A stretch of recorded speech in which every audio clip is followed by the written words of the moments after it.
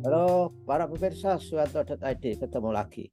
Ketemu dengan channel pendidikan, ketemu dengan channel untuk berbagi pengetahuan dan belajar sebanyak hayat. Ayo dukung kita, klik subscribe supaya channel ini tetap bisa eksis untuk berbagi pengetahuan dan belajar sebanyak hayat. Juga channel ini semoga bisa menjadi channel alternatif dari channel yang tidak mendidik yang banyak sekali jumlahnya di sekeliling kita. Nah, kalau gadget-gadget Anda kedatangan video dari Suyanto.id ini adalah berkat sentuhan kreatif dan inovatif kita, editor channel ini, yaitu Mas Heri Teguh Wiono yang biasa disebut dengan Heri TV. Beliau adalah guru SMP Negeri 2 Karanganyar, Kabupaten Ngawi, Jawa Timur, dan juga pemilik channel Media Komunika.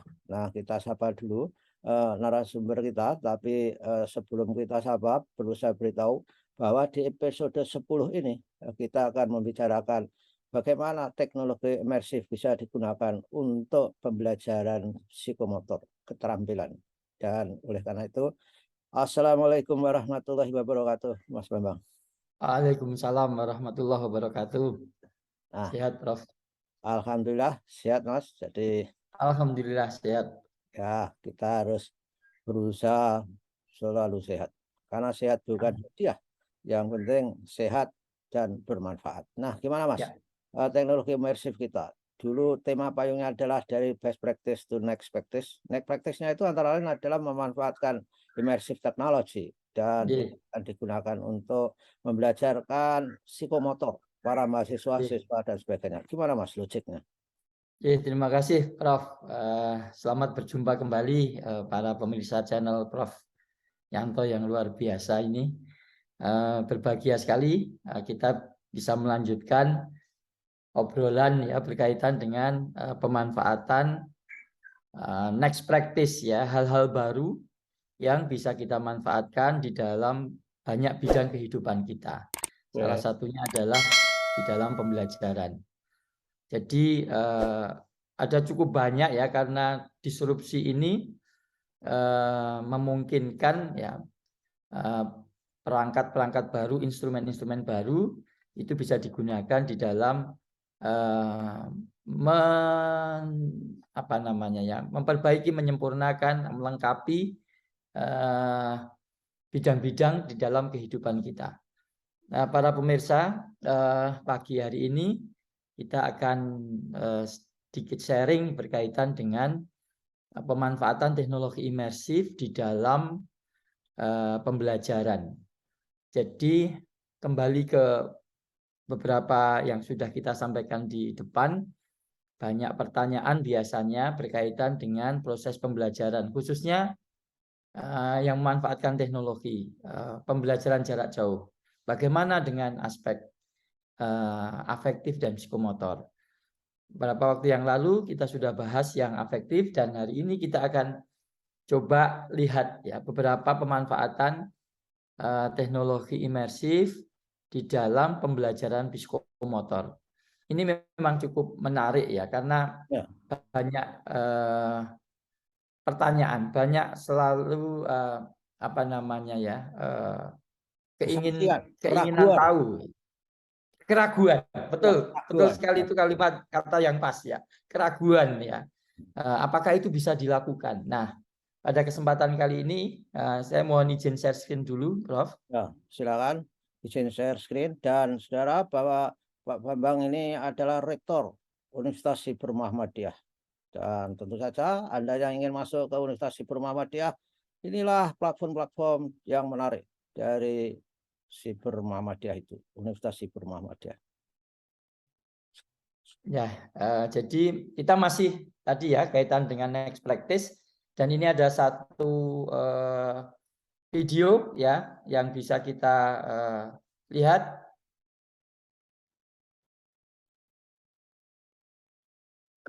Mungkin saya langsung ke lokasi yang pas. Jadi ada satu laboratorium virtual, Prof. Ini Ya, video kamera di tambang ya, Prof ya, untuk program studi pertambangan.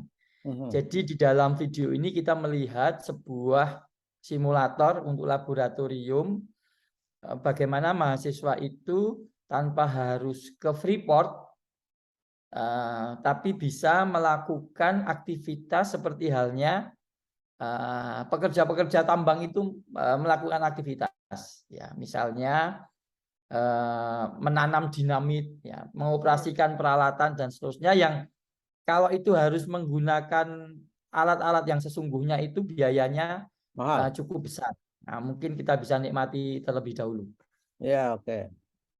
Display, dan saya sekarang menggenggam controller dan mengikuti posisi yang ada di dunia virtual, sehingga saya dapat melihat tangan saya di dunia virtual, namun gerakannya serupa dengan dunia nyata. Nah, kita masuk lebih dalam.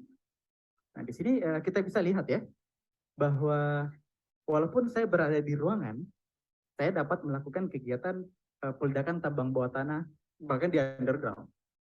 Jadi, walaupun pada kondisi pandemi saat ini, mahasiswa yang sangat sulit mendapatkan tempat KP atau tempat TA, sangat-sangat baik menggunakan mining simulator virtual itu untuk meningkatkan knowledge, skill, dan experience dalam satu waktu. Ya, kita maju terus ya. Kita lihat, di sini namanya heading, dan alat berat ini namanya MCU atau Mobile Charge Unit. Dan saya ingin mengucapkan banyak terima kasih kepada PT Freeport Indonesia yang telah menjadi inspirasi terciptanya terowongan simulasi tambang bawah tanah khusus untuk peledakan phase tie-in. Nah, di sini kita bisa lihat ada tahapan peledakan phase tie-in. Nah, tahapan ini sudah merujuk ke standar operasional prosedur untuk peledakan non-electrical detonator atau non-EL. Nah, di sini kita bisa lihat tahap pertama, lakukan kegiatan priming. Saya mengambil benda ini di dalam dunia virtual. Namun, ketika saya dilihat dalam dunia nyata, seolah-olah saya tidak menggenggam sesuatu. Namun dalam dunia virtual, saya bisa melihat ada booster di sini dan detonator. Jadi bisa memasang dinamit ya ini ke dinding-dinding untuk proses peledakan. Jadi secara motorik pun tangan kita gitu ya, itu juga melakukan sesuatu seperti halnya itu dilakukan di dunia nyata gitu. Mahasiswa dapat belajar memahami bagaimana sih caranya melakukan kegiatan peledakan tambang bawah tanah. Nah, kemudian kita langsung ke sini. Nah, ini masuk ke seakan-akan masuk ke kereta bawah tanah ini ya. Dan bisa dioperasikan, Prof. Ya. Sudah berada di dalam bucket MCU. Paket ya, paket. Mengontrol ini. Bucket MCU-nya dengan mendorong ke depan. Nah, ini handle-handlenya bisa dioperasikan, Prof. Oke. Dan dari sini.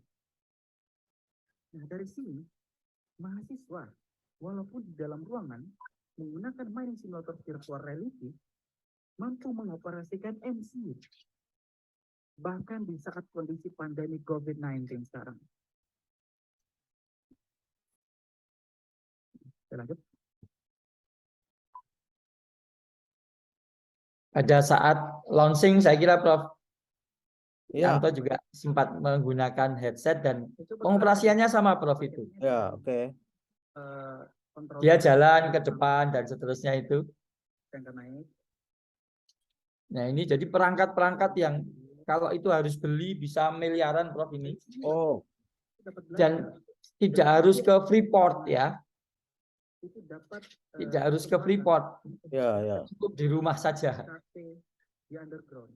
Tidak semua. Atau di kampus. Sehingga dengan menggunakan simulator ini, harapannya mahasiswa tersebut dapat memiliki pengalaman dan pengetahuan tentang bagaimana cara melakukan kegiatan peledakan tambang bawah tanah.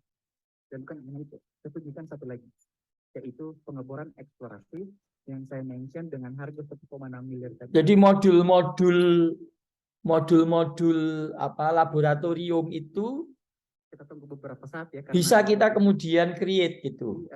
Cerita Sehingga itu bisa direplikasi, bisa digunakan, bisa di mana saja, tinggal terhubung ke internet, kemudian kita memiliki headset, maka pembelajaran apa namanya psikomotor itu bisa dilakukan. Jadi kira-kira saya kira mungkin untuk tampilannya saya hentikan sampai di sini, Prof. Yang penting sudah bisa menunjukkan bahwa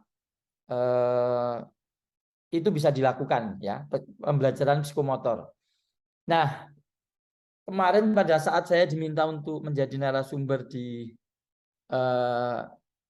forum PPG ya, Prof ya, di UAD itu program studi apa ya kemarin ya, itu minta saya untuk menjadi narasumber berkaitan dengan pembuatan VR kalau topiknya itu.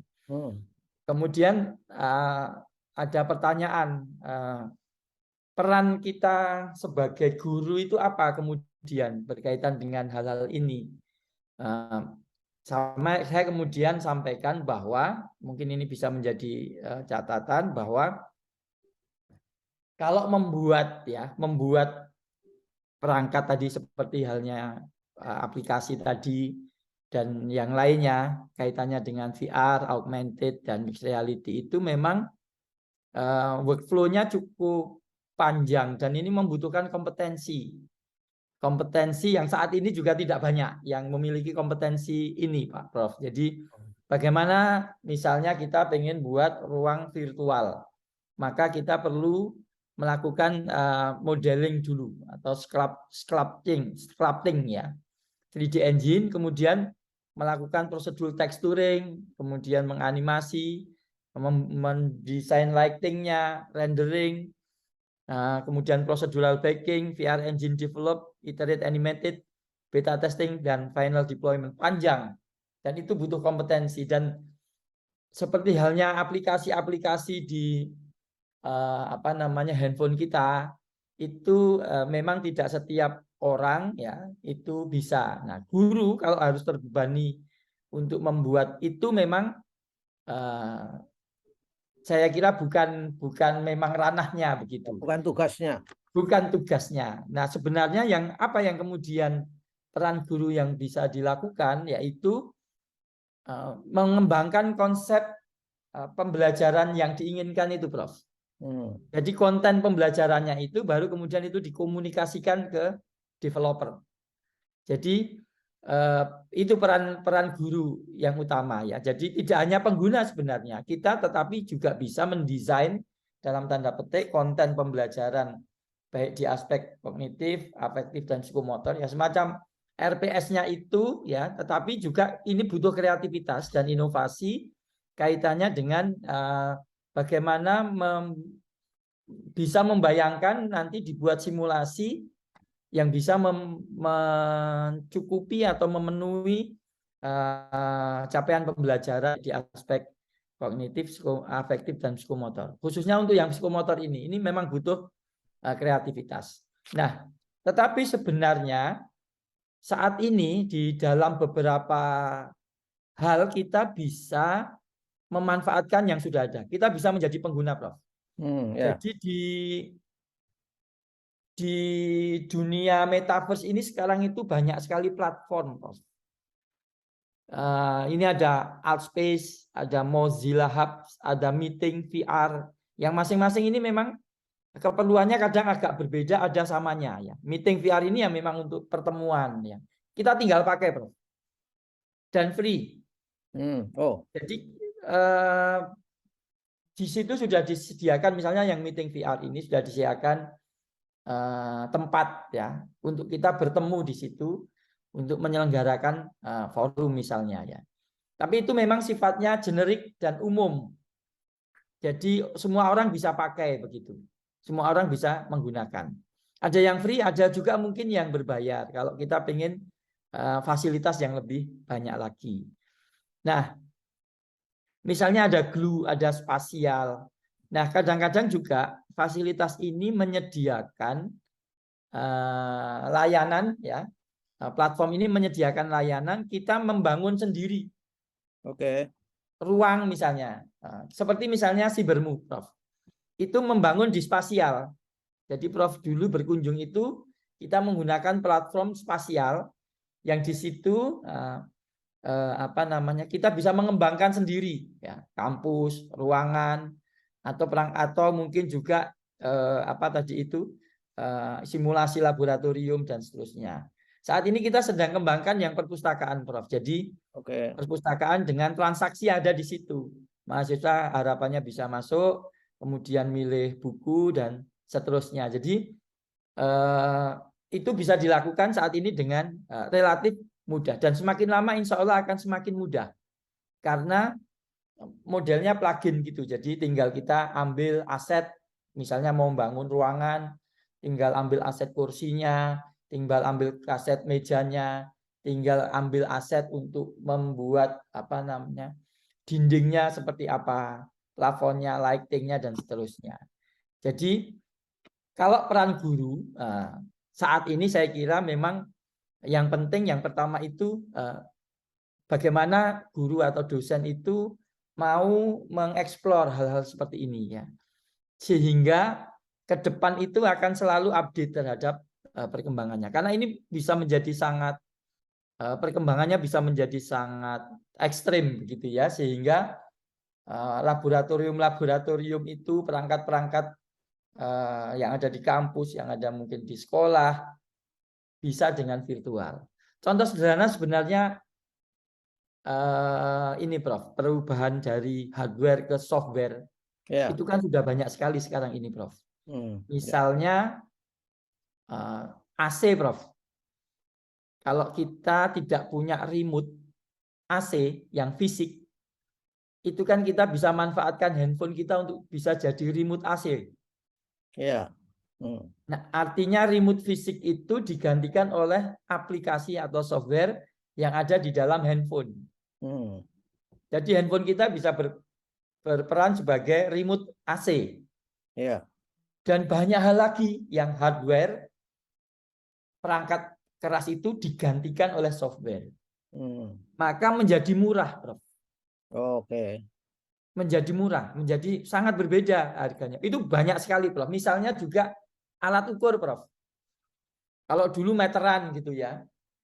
Sekarang cukup kita menggunakan aplikasi meteran di dalam Play Store di dalam handphone kita itu. Jadi handphone kita bisa jadi alat ukur. Nah, perubahan-perubahan ini saya kira ini yang perlu dicermati sehingga kita bisa memanfaatkan ya, teknologi ini betul-betul sebagai sebuah, mempersepsikan teknologi sebagai peluang dan kita bisa manfaatkan untuk kebutuhan kita. Jadi tidak malah menjadi ancaman. Di alat ukur meteran itu Mas, kita tinggal download aplikasinya, ketika klik berjalan dari titik satu ke titik satu itu betul itu Prof. Betul J. Jadi itu augmented Prof. Oke. Itu kan sebenarnya augmented reality Prof. Ya. Karena tahu-tahu kan muncul itu namanya garisnya ya, kalau kita mau dari titik satu ke titik yang lain kan juga pakai handphone kita. Jadi sebenarnya kan itu memindahkan, menggantikan, betul-betul menggantikan hardware menjadi software, Prof. Iya, menggantikan kenyataan dalam. Ya. Dan nyatanya betul-betul it works. Kita sampai kadang-kadang bingung juga. Ini bagaimana ya remote fisik kok bisa digantikan dengan aplikasi gitu. Dan yang jelas sekali juga Garmin itu Prof, misalnya untuk sepedaan, untuk trekking ya Prof ya. Malah itu datanya komplit sekali kan. Jalurnya kemana, berapa kilo, kemudian kecepatannya berapa gitu. Kalau ada yang senang bersepeda itu kan. Ya. Banyak juga timbangan pinter saya juga bisa begitu. Lurus Prof. Mungkin termometer, kemudian jadi alat-alat ukur itu itu sekarang memang sudah banyak digantikan oleh software. Jadi memang perkembangan di disruptif ini kan sebenarnya memang salah satunya juga didorong oleh berkembangnya sensor, Prof. Ya. Oke lah. Sensor. Jadi selain IoT, nah nanti mungkin ke depan ini kita bahas, Prof. Ya. Internet of Things, kemudian ada apa namanya otomasi, kemudian artificial intelligence. Ini banyak hal menarik di situ, Prof. Ya. Artificial intelligence, di situ ada machine learning dan seterusnya. Ini akan juga jadi topik next practice kita berikutnya, Prof. Ya, oke, baiklah. Saya kira banyak hal sudah kita sampaikan kepada para pemirsa. Mudah-mudahan ini bisa segera kita tampilkan lagi next practice seperti dijanjikan Pak Rektor Universitas Hibrul Muhammadiyah tadi, akan kita bahas minggu depan pada episode yang berikutnya, seperti misalnya dikatakan tadi bagaimana IoT, kemudian bagaimana kita melihat artificial intelligence dan sebagainya. Terima kasih saudara-saudara atas kebersamaannya. Terima kasih Pak Rektor Universitas Hibrul Muhammadiyah. Kami Prof. Terima kasih pemirsa semua. Selalu sehat dan ketemu lagi minggu depan. Assalamualaikum warahmatullahi wabarakatuh. Waalaikumsalam warahmatullahi wabarakatuh.